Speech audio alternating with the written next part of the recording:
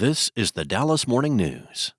It's Monday, April 28th. Starting off the day with a few clouds, but those should yield to sunshine later this morning and afternoon. It will be a bit on the humid side today with a high of 82. Clouds will move back in this evening with a low of 66. Here are today's headlines. Bishop T.D. Jakes, who founded the Potter's House and has led the Dallas megachurch for almost 30 years, announced at a Sunday morning service that he will be handing leadership of the church over to his daughter and son-in-law. Their appointment will occur later this year. After the transition, Jakes will continue in his role as chairman of the T.D. Jakes Group, which includes his real estate company, Social Impact Holding Company, and T.D. Jakes Foundation. Jake's announcement comes nearly 6 months after a major health incident that he later described as a massive heart attack. The health incident occurred while Jakes was delivering a sermon on stage last November. That same month, Jakes filed a lawsuit against a former minister who accused Jakes of alleged attempted sexual assault. In 1996, Jakes moved to Dallas and founded the Potter's House, a non-denominational megachurch. The church now has locations in Dallas, Frisco, Fort Worth, and Los Angeles, and says it has 30,000 members. In other news, 2 young men are dead and a third was injured in a shooting when a fight broke out at an Arlington gas station Saturday night. At about 10:06 p.m., Arlington police officers responded to a reported shooting at a gas station in the 5600 block of South Cooper Street.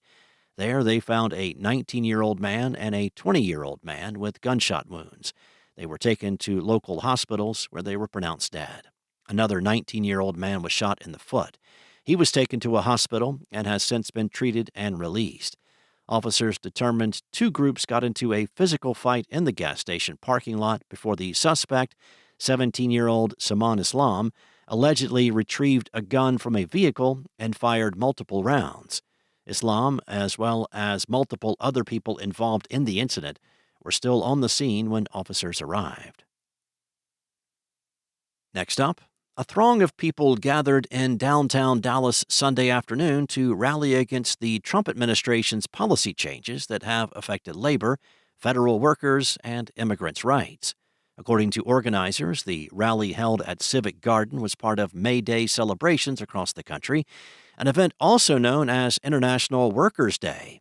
A news release from national organizers said this year's gatherings were an effort to highlight the contributions of immigrants and labor unions, particularly in the context of actions by Trump since his return to the White House in January. In a press release, the marches, rallies, and celebrations will demand public investment in working people's lives, not billionaires' bank accounts. The protests are expected to continue throughout the week, with one planned for Fort Worth at 3 p.m. on Thursday. And the NFL draft is an unpredictable force. A prime example came this weekend when a pair of area quarterbacks were selected far later than expected. Shedeur and Quinn Ewers, who both played high school football in the area, went into the third day of the draft Saturday afternoon waiting to hear their names called. Once they were drafted, despite what you witnessed in their successful college careers, NFL scouts and personnel people gave the true evaluation of these players. Sanders was projected as a first-round pick. As the draft progressed, he became someone who wasn't worthy of a day 2 pick. And finally, after reports seeped out about his attitude, lack of mobility, holding onto the ball too long, and whether his father, Hall of Famer Deion Sanders, is a negative influence over his career, he was finally drafted by the Cleveland Browns in the 5th round as the 144th overall selection. Ewers was picked by the Miami Dolphins in the 7th round as the 231st overall selection.